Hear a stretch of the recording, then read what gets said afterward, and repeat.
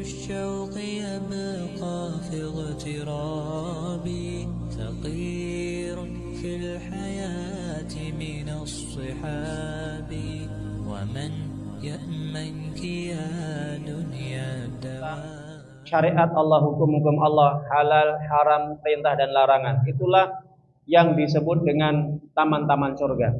Dan kita berbahagia pada kesempatan berbahagia ini atas segala karunia, nikmat yang tidak terhitung nilainya, sehingga kita tetap istiqomah, kita tetap beribadah kepada Allah, kita masih menjaga kewajiban-kewajiban Allah, sholat kita dan yang lainnya. Di samping juga kita tetap semangat untuk menjalankan ibadah-ibadah yang nawafil, yang sunnah-sunnah, seperti sholat rawatib, puasa, dan juga yang lainnya.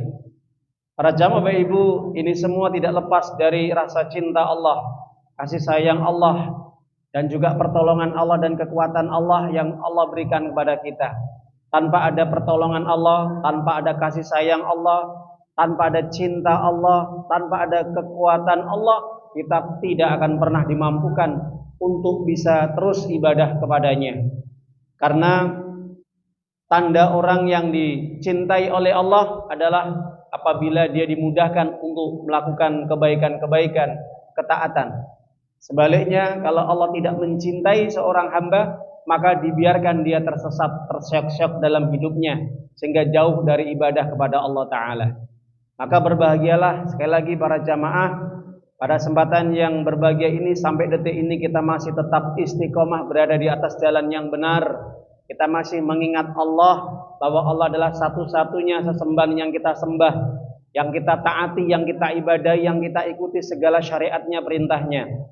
Dan kita bersyukur kepada Allah, kita juga masih mencintai nabinya yang mulia Rasulullah SAW. Dengan bukti kita masih menjalankan sunnah-sunnahnya, kita masih menghidupkan sunnah-sunnahnya, ketika banyak masyarakat, banyak orang-orang yang sudah mulai meninggalkan sunnah-sunnahnya.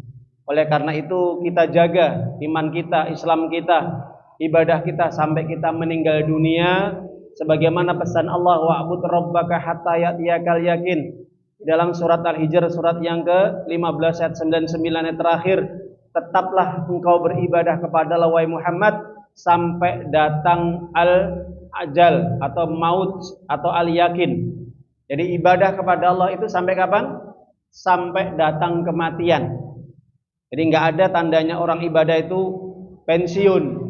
Kita sholat pensiun, ketika ngaji pensiun, ketika kita sedekah berinfak pensiun, dan yang lainnya. Nggak ada kata-kata pensiun berhenti.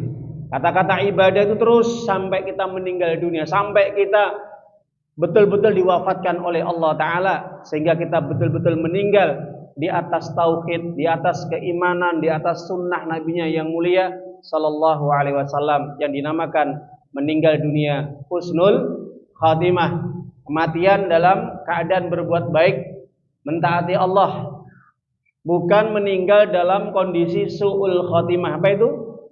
Berbuat maksiat kepada Allah, berbuat dolim, berbuat buruk, berbuat jahat kepada manusia. Jangan sampai terjadi. Kenapa Bapak Ibu? Karena para ulama menjelaskan penyebab orang itu meninggal dalam kondisi su'ul khotimah. Yang pertama, disebabkan karena al-jahilu bi ahkamiddin, bodoh, jahil terhadap urusan ilmu agama. Orang itu kalau tidak mengerti tentang ilmu agama, yang terjadi apa? Tumbuh dalam keyakinannya yang enggak benar, keyakinan yang rusak. Disebabkan karena kilatul ilmi, sedikitnya ilmu, sehingga du'ful iman, imannya menjadi lemah. Orang yang bodoh terhadap ilmu agama tentang syariat Islam, maka yang terjadi apa? Tumbuh dalam dirinya keyakinan yang rusak, pemahaman yang rusak, keyakinan yang rusak. Ini disebabkan juga karena sedikitnya ilmu. Bahkan dia tidak mengerti babal belas tentang ilmu agama, karena tidak mau belajar, tidak mau ngaji, tidak mau menuntut ilmu. Nah, kalau seperti ini bisa menyebabkan nanti dia meninggal dunia dalam kondisi su'ul khotimah, Pak Bu. Meninggal dunia dalam kondisi berbuat maksiat, berbuat dosa, durhaka kepada Allah Ta'ala. Kenapa?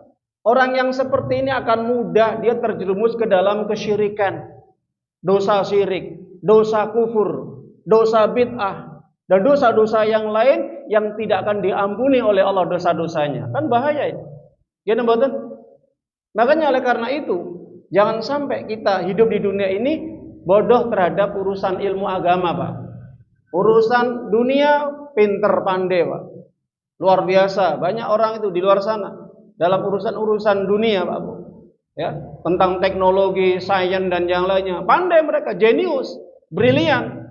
Tapi dalam urusan agama, aduh, melempem, Pak Bu. Enggak ngerti apa-apa. Halal haram enggak ngerti, perintah larangan tidak ngerti, sunnah bid'ah tidak ngerti. Ya, tentang subhat apalagi. Nah, orang seperti ini bahaya, Pak Bu. Betul bahaya. Maka orang yang jahil bi'akamidin, bodoh terhadap ilmu agama, ini ujung-ujungnya akan terjumus ke dalam dosa syirik. Sehingga banyak di antara mereka yang akhirnya menyekutukan Allah dalam hidupnya. Mencari tandingan-tandingan bagi Allah, mencari sekutu-sekutu dalam beribadah kepada Allah, ini bahaya sekali. Menyekutukan Allah. Maka dalam syirik ini memang ada dua. Baik itu syirik dalam urusan ibadah terkait dengan keyakinan, menyembah selain Allah, berdoa kepada selain Allah, tawakal kepada selain Allah, cinta kepada selain Allah dan yang lainnya. Ini syirik ibadah. Maka orang syirik ibadah ini biasanya ujung-ujungnya kemana? Dia meminta kepada selain Allah, meminta kepada orang mati yang ada di kuburan, meminta pohon yang dikeramatkan, batu yang dikeramatkan, meminta kepada para dewa-dewa, percaya dengan perdukunan, klenik, kemudian raja ataupun jimat-jimat yang itu bisa memberikan manfaat atau menolak bahaya. Ini jatuh dalam kesyirikan, Mbak Bu. Kalau dia menyandarkan hidupnya, yakin bahwa benda atau segala sesuatu yang diyakini bisa memberikan manfaat atau menolak bahaya madarat, maka jatuh dalam kesyirikan. Gitu, Mbak. Makanya Allah katakan turun di dalam Al-Quran banyak sekali. Kita ambil contohnya. Kalau kita buka di dalam surat Yunus, surat yang ke-10 ayat yang ke-106, Allah katakan wala tad'u min dunillahi ma la yanfa'uk wa la yadurruk fa in fa'alta fa innaka idza minadz zalimin. Jangan sekali-kali engkau menyembah, berdoa, meminta kepada selain Allah yang tidak bisa memberikan manfaat atau mendatangkan, tidak bisa memberikan manfaat atau menolak madarat atau menolak bahaya bagi dirimu. Kalau kamu tetap seperti itu, melakukan perbuatan syirik, berdoa, menyembah selain Allah, kamu termasuk orang-orang yang dolim. Mana makna dolim, Pak Bu? Dolim, para ahli tafsir mengatakan musyrik, menyekutukan Allah karena berdoa kepada selain Allah. Ini bahaya, Bapak Ibu. Membuat sesaji, larung sesaji untuk benda-benda, barang-barang yang dikeramatkan, yang itu bisa memberikan manfaat, menjaga hidupnya, ataupun bisa mengabulkan hajatnya dan yang lainnya. Nah, ini kita lihat banyak orang-orang ngaku Islam karena dia bodoh terhadap ilmu agama, jatuh dalam kesyirikan, Pak Bu. Karena mereka jauh dari pemahaman yang benar, pemahaman tentang Al-Quran, hadis Nabi, penjelasan ijma' para ulama, salafus saleh dan yang lainnya.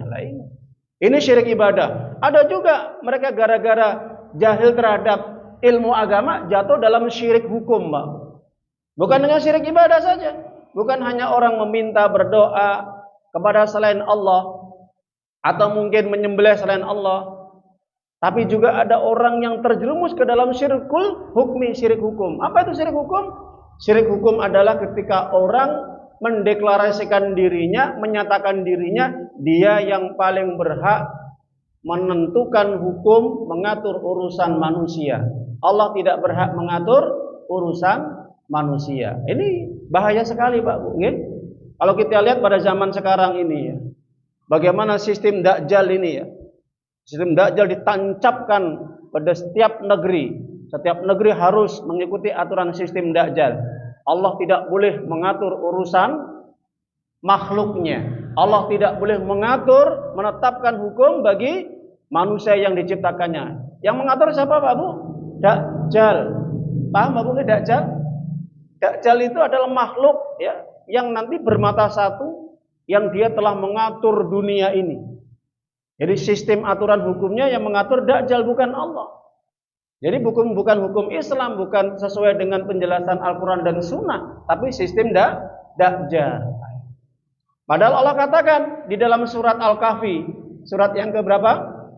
18, ayat yang ke-26. Wala yusyrik fi hukmihi ahada. Allah tidak pernah melibatkan manusia untuk menjadi partner, Pak. Apa partner? Pendamping, teman dalam menetapkan perkara hukum. Ingat, Allah tidak pernah mengajak, jangan mengajak manusia, ngajak malaikat, Pak. Ajak malaikat, yuk kita bikin hukum sama-sama untuk ngatur manusia yang aku ciptakan. Pernah betul Pak Bu? Tidak. Allah yang berhak memiliki hukum, keputusan, aturan, Pak. Inil hukmu illa lillah. Amara Allah ta'budu illa iya. Surat Yusuf surat 12 ayat 40. Nanti dibuka. Hukum itu hanya milik Allah. Manusia hanya diperintahkan untuk tunduk patuh hanya kepada Allah, Pak. Jadi nggak boleh manusia itu cawe-cawe ngurusi hukumnya Allah, Pak. Nggak boleh. Bikin-bikin, apalagi kok sampai ngerubah hukumnya Allah yang sudah paten, gitu. Nah, ini bisa masuk syirik, Pak.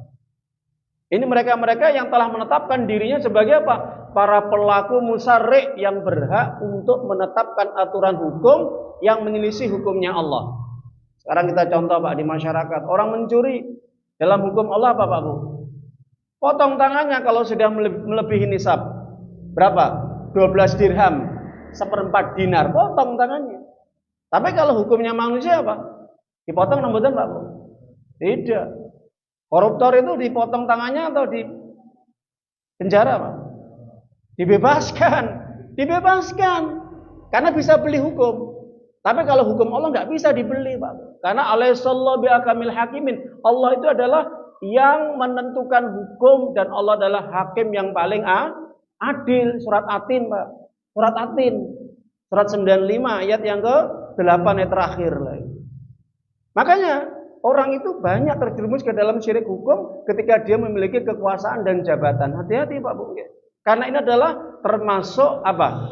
Perintahnya Dajjal supaya hukum yang dibuat Dajjal itu bisa dikembangkan, diamalkan, dijalankan dalam kehidupan manusia di dunia ini. Jadi Allah tidak boleh cawe-cawe.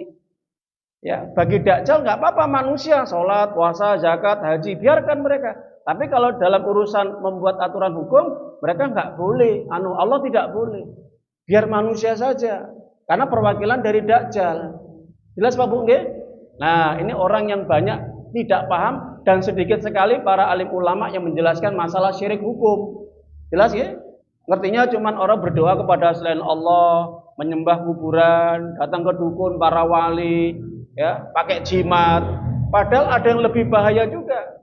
Coba kalau kita perhatikan, banyak kerusakan di masyarakat kita, perzinaan, pembunuhan, pemerkosaan, minuman khamr, semuanya dihalalkan. Bahkan bebas, korupsi dan yang lainnya. Kenapa?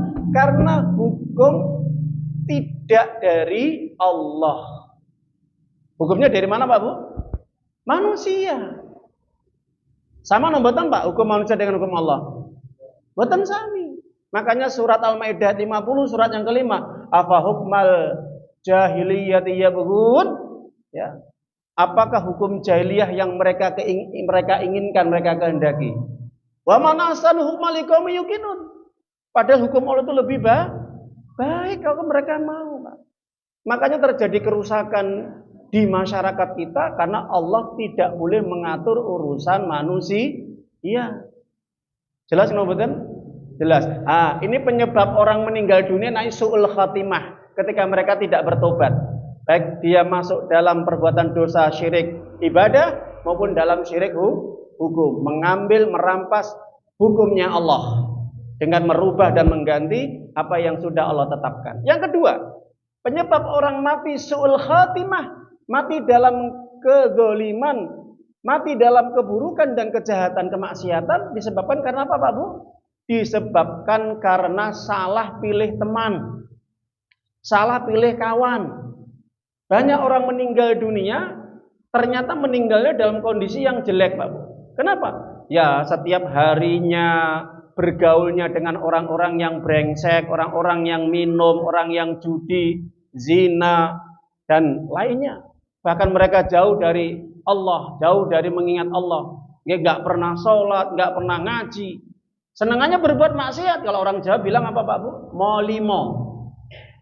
Karena dia sering bergaul dengan orang-orang yang jauh dari agama Allah sampai dia meninggal dunia. Na'udzubillah min dzalik. Apa yang terjadi? Meninggal dalam kondisi su'ul khotimah. Pernah ada Pak Bu kisah yang dijelaskan oleh seorang ulama, Imam Al-Zahabi, Ibnu Qayyim Al-Jauziyah di dalam kitab Syarh An-Nubala, ya. Bahwa pada zaman dulu, ulama salaf dulu ya, ini pada zaman tabi'in ya, setelah generasi sahabat Pak Bu. Ada orang itu Pak soleh Pak Bu, Masya Allah solehnya luar biasa, dia hafal Quran, bahkan dia menjadi pemimpinnya jihad atau komandan perang. Suatu ketika pemuda ini yang diberi tugas sebagai pemimpin perang ini ya, dia penghafal Quran. Ketika mengepung satu bentengnya musuh, secara tidak sengaja dia telah melihat seorang wanita yang cantik ya, di pinggiran benteng itu ada satu kamar itu. Yang terlihat di situ wanita yang cantik, akhirnya kesemsem ya. Fall in the love in the first sight ya, jatuh cinta pada pandangan pertama. Yang terjadi apa? Setan membisiki, akhirnya dia ingin supaya menemui wanita cantik tadi. Ketika datang malam hari, ngendus-ngendus ya, dengan sembunyi-sembunyi tanpa dilihat oleh teman-temannya, maka dia mendatangi wanita tadi dan mengatakan, "Aku jatuh cintrong kepadamu. Ya, maukah kamu nikah denganku?" Apa jawaban wanita Nasrani tadi, wanita salib tadi? Kan itu kan bentengnya salib Pak ya, orang-orang Nasrani. Maka wanita tadi kemudian menjawab, "Boleh, kamu boleh menikah dengan saya. Dengan syarat apa? Kamu harus tinggalkan agamamu itu, agama Islam." Yang terjadi apa? Akhirnya iblis datang membisikinya, "Udah, inginkan apa? Ikuti aja keinginannya." Akhirnya laki-laki pemuda ini murtad Pak. Murtad. Gara-gara kesemsem, gara-gara dia cinta, senang dengan wanita pujaannya tadi, harus menanggalkan agamanya. Akhirnya sampai dia menikah dalam kondisi dia meninggalkan agama, murtad. Maka sampai dia meninggal dunia dalam kondisi murtad. Gara-gara apa? Gara-gara wanita, gara-gara teman mungkin dulu dia kenal dengan wanita tadi, kemudian akhirnya saling cinta, saling kasih sayang, akhirnya harus dia meninggalkan agamanya. Jadi hati-hati.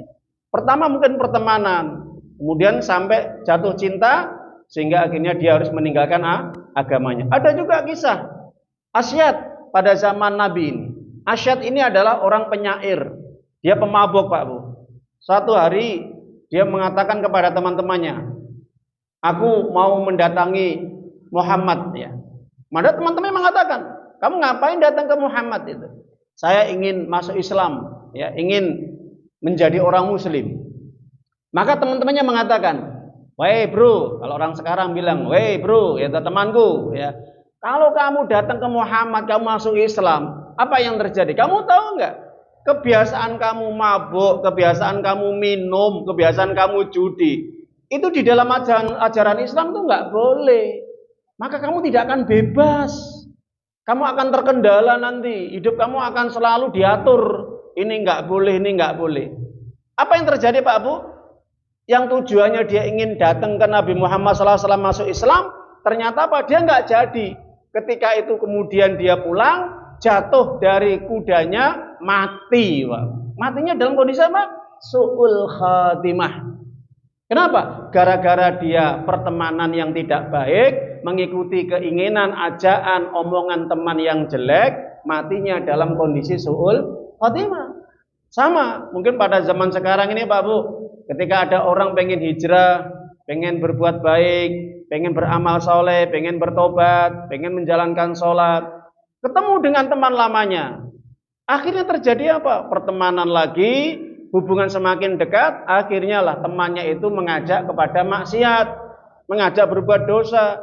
Jauhlah dia dari agama Allah, jauh dari sholatnya, jauh dari ngajinya, jauh dari mungkin bersedekah, jauh membaca Quran, jauh dari kumpulan orang-orang soleh seperti ini. Yang terjadi apa? Sampai akhirnya dia meninggal dunia, dia tidak bertobat. Padahal dia sudah bertobat. Akhirnya dia kembali lagi menjadi orang yang ahli maksiat. Meninggalnya apa Pak Bu? Su'ul khatimah. Penyebabnya gara-gara apa? Teman. Jadi hati-hati Pak Bu. Makanya Nabi selalu mewanti-wanti dalam hadis apa? Al-mar'u ala dini khalili falyandur ahadukum may khalil. Teman itu akan mengikuti, seseorang itu akan mengikuti teman dekatnya, teman seagamanya. Maka hati-hatilah ketika memilih teman Pak Bu. Teman ngobrol, teman curhat, teman nyangkruk, teman ngopi. Oh, teman apa saja, hati-hati. Kalau sampai teman-teman atau sahabat-sahabat dekat tadi menjauhkan dari Allah, menghalang-halangi ibadah, tidak pernah mengingatkan untuk beribadah kepada Allah, maka hati-hati. Kata Nabi, selektiflah dalam memilih teman, ya. Ya kalau tidak, ya itu nanti akhirnya jadi rugi, menyesal, meninggal dunia dalam kondisi su'ul khatimah. Padahal dulunya dia orang yang baik, orang yang soleh, taat, rajin ibadah, rajin sholat, ngaji lan sak piturute. Gara-gara teman Mbak Bu, rusak perilakunya, akhlaknya. Saya pernah dapat wadulan dari orang tua, Ustadz, ini anak saya berubah total. Kenapa? Dulu anak saya penak diatur, tak suruh sholat mau, tak suruh ngaji berangkat, ya. Sekarang angel, sulit, suruh sholat nggak mau, suruh ngaji nggak mau, apalagi datang ke majelis ilmu, senengannya megang HP ke kamar, kadang ikut teman-temannya, ya, nyangkruk sampai lupa untuk ibadah sholat. Nah, maka apa yang saya sampaikan? Ya itu Pak Bu, ya, pengaruh teman itu luar biasa. Anak itu lebih nuruti omongan teman, gitu, daripada omongan orang tua. Ini kondisi zaman sekarang gitu Pak Bu. Jadi noto anak itu angel tinimbang noto emas. Noto duit maksudnya ya itu. Kenapa? Ya seperti itu, sulit diatur. Nah itu. Ya, kalau Allah tidak memberikan hidayah, ya sudah meninggal dalam kondisi su'ul khatimah. Naudzubillah min dzalik. Ya. Jadi itu penyebab yang paling urgen ketika orang meninggal dunia dalam kondisi su'ul khatimah, bodoh terhadap ilmu agama sehingga menyebabkan dia jatuh dalam perbuatan dosa syirik atau minimal dosa besar. Kalau tidak, dia disebabkan karena pengaruh pergaulan teman yang tidak baik, atau bisa jadi karena cinta dunia, ya. Gara-gara orang cinta dunia akhirnya lupa untuk mengingat Allah, lupa mengingat mati, sehingga dia akhirnya meninggalkan Allah, meninggalkan ibadah, sehingga meninggal dunia dalam kondisi su'ul khatimah. Semoga kita yang hadir ini, kita memohon kepada Allah agar kita diwafaqkan dalam kondisi husnul khatimah. Amin ya rabbal alamin. Ayyuhalladzina amanu ittaqullaha haqqa tuqatih wa la tamutunna